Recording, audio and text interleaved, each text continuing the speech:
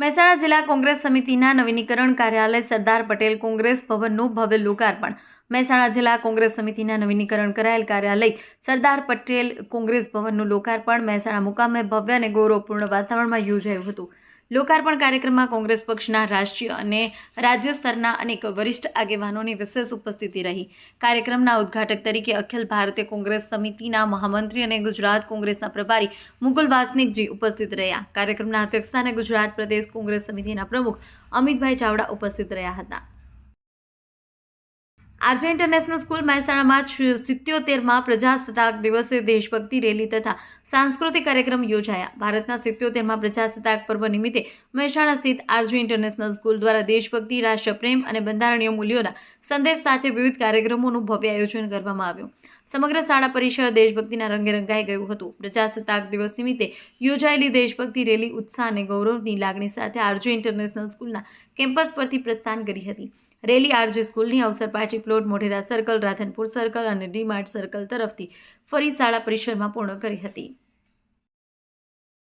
મહેસાણા શહેરના ફુવારા સર્કલ નજીક ગત રાત્રે નશામાં ધૂત એક કાર ચાલકે અન્ય વાહનોને ટક્કર મારતા ભારે હોબાળો મચ્યો. તપાસ દરમિયાન જાણવા મળ્યું કે કાર ચલાવનાર શખ્સ મહેસાણા શહેર કોંગ્રેસના નવનિયુક્ત મહામંત્રી પાર્થ રાવલ હતા. પોલીસે તેમની અટકાયત કરી કાયદેસરની કાર્યવાહી. ઊંઝા નગરપાલિકા દ્વારા ગાંધી ચોક ખાતે 77માં પ્રજાસત્તાક દિનની ઉજવણી કરવામાં આવી. આ પ્રસંગે પાલિકા પ્રમુખ જિજ્ઞાબેન ડી પટેલના સ્થળે હસ્તે ધ્વજવંદન કરવામાં આવ્યું અને આ ઉજવણીમાં ચીફ ઓફિસર રવિકાંત પટેલ, ઊંઝા પાલિકાના કોર્પોરેટર, સ્ટાફના સભ્યો મોટી સંખ્યામાં નગરજનો ઉપસ્થિત રહ્યા હતા. સમગ્ર દેશમાં 77માં પ્રજાસત્તાક દિવસની ઉજવણી કરવામાં આવી. આ અંતર્ગત કડી તાલુકાના કક્ષાની ઉજવણી મેડા આદરજ ગામે કરવામાં આવી. કડી પ્રાંત અધિકારી આશીષ મિયાત્રાએ રાષ્ટ્રધ્વજ ફરકાવી સલામી આપી. આ ઉજવણી મેડા આદરજ ગામના પ્રાથમિક શાળામાં યોજાઈ. પ્રાંત અધિકારી આશીષ મિયાત્રાએ ધ્વજવંદન કર્યું. શાળાના વિદ્યાર્થીઓએ વિવિધ સાંસ્કૃતિક કાર્યક્રમો રજૂ કર્યા. આ પ્રસંગે ઉપસ્થિત મહેમાનો અને વન વિભાગના અધિકારીઓની હાજરીમાં વૃક્ષારોપણ પણ કરવામાં આવ્યું હતું.